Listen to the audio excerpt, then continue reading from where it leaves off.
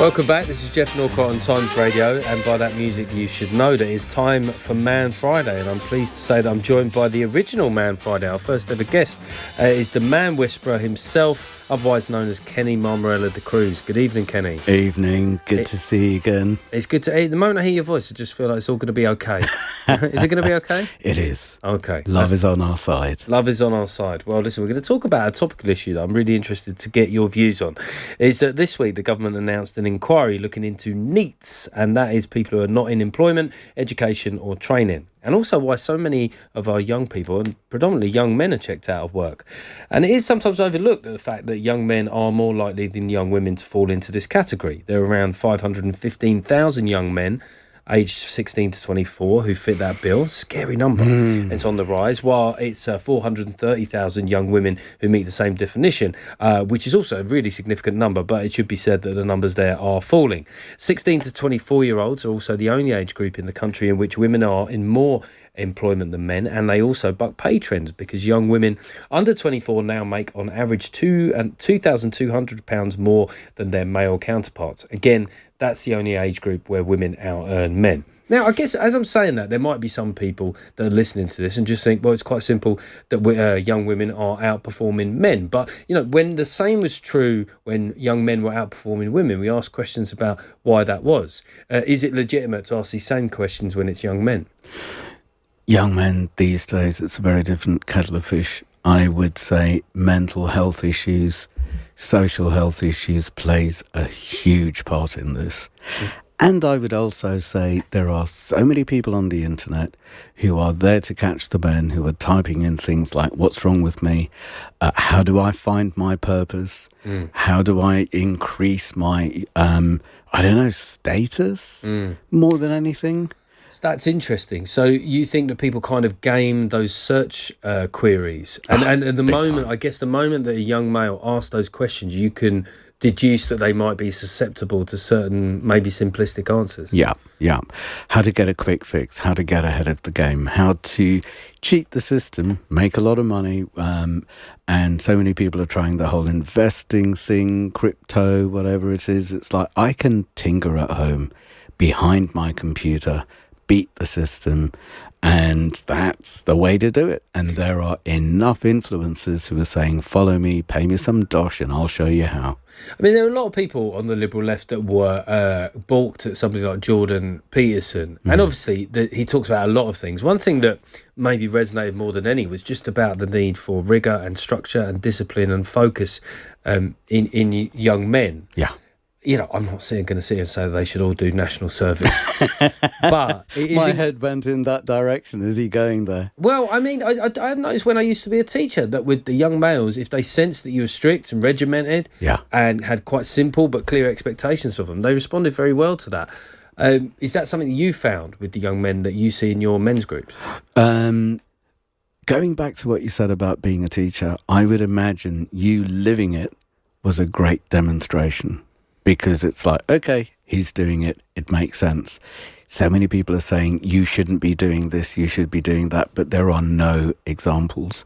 In the men's groups, a lot of the men are not working or studying because they've got stuff going on the internet that is going to show them an easier way or a faster way or how to kind of like skip to the top somehow. And very often they are looking to be special, to be Harry Potter, to be a superhero, to have some sort of a really important purpose that's worth their time, worth their attention, and worthwhile. And then on the other hand, there are a lot of people, a lot of boys, a lot of young men who are in their bedrooms, in front of their screens, just scouring, how do I do me better? How do I get ahead of the game? And going down the rabbit holes of whatever the algorithms give back. And they just get lost in space. They get totally lost. And let's not forget these days there are a lot of men and boys who just don't know how to interact socially. They'll go into the local supermarket when it's quiet with their sunnies on, with their hoodies on, terrified of any social interaction. But what happens? So these people that are selling them quick fixes, get rich quick, become your best self. Yeah. Obviously, most of them, most of us won't be hugely successful. That's how great success works. Is that it's kind of rare. So what happens? At what point do these males realise that that's not an answer either? Sadly, when they're in debt. But some of them, it's when they're in debt. And there's one... Oh, so they're handing over money for this kind of coaching. Yeah. And if it's not just the coaching, it's this is how to make it in property, this is how to make it... borrow a lot of money, get a lot of properties under your belt, Airbnb them, you'll make a lot of money. I spoke earlier about looks maxing. I feel this is sort of relevant in a way. Is this idea of people doing quite extreme things to their own appearance to try and enhance their sexual attractiveness, how much more prevalent is this in young men than even it was, say, 5 years ago? Oh, it's huge. It's absolutely huge. I mean, when I was a child, I had body dysmorphia. And it was rare in males. It is a huge thing in males. These days, it's like, how can I be a man? I'll ask the internet. You need to look like this. You need to have an Instagram life. So it is absolutely huge. It's not about the being, it's about what's on show. But also what's considered a masculine physique. I mean, if I always think back to the old Adam West in Batman, he was quite a paunchy guy. Even if you think about some of the action heroes of the 80s and 90s, I mean, before the steroids came in, Chuck Norris, they weren't like now where you're talking about sculpted physiques that they're being faced with. Zero body fat. And zero body hair. It's just and it's like the whole jawline obsession. And I know when I had and I was talking about this with a female client today who has a reasonable amount of work done, that I know what it's like to look for what's wrong and to just obsess about that little bit of fat here or a little bit of whatever it is that's wrong, not looking at the whole picture, the whole body, the whole face. And I would say that most of this is comparing with other males, being sold to by other males, and the women don't even get a look in. Do the women care that much? Not so sure about that. It's interesting. There's also that trend in social media. A lot of people believe that women, it's not just a trend, women looking good for other women has gone up. So the kind of atomization and the isolation of young men and women aside from each other is, a disturbing trend in some ways. And it's the whole I'm not good enough. So if I'm not good enough, then how do I change this quick? I'll change the way I look. I better make some money.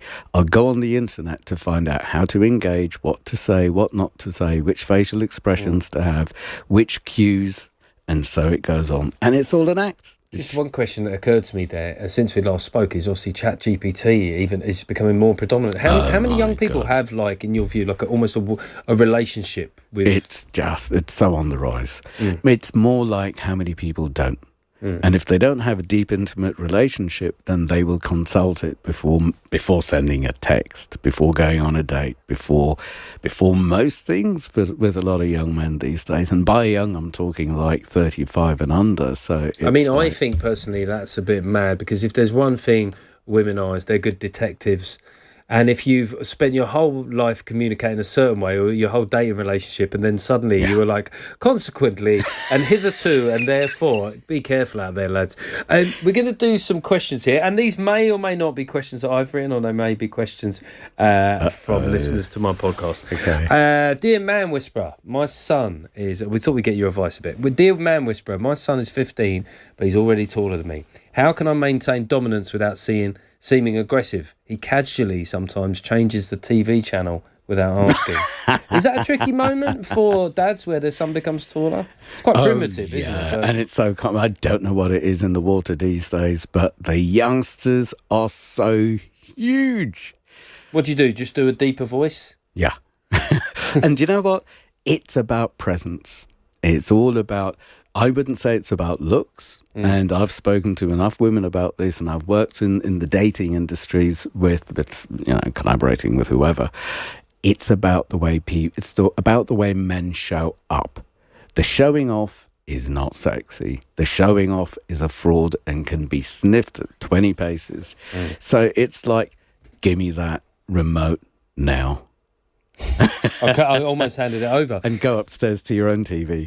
Yeah, lock yourself in the shed. More serious one here. Dear Man Whisperer, one of my mates has recently gone quiet and is avoiding all social contact. How far can I go in checking in on him without making him withdraw completely? Take the risk.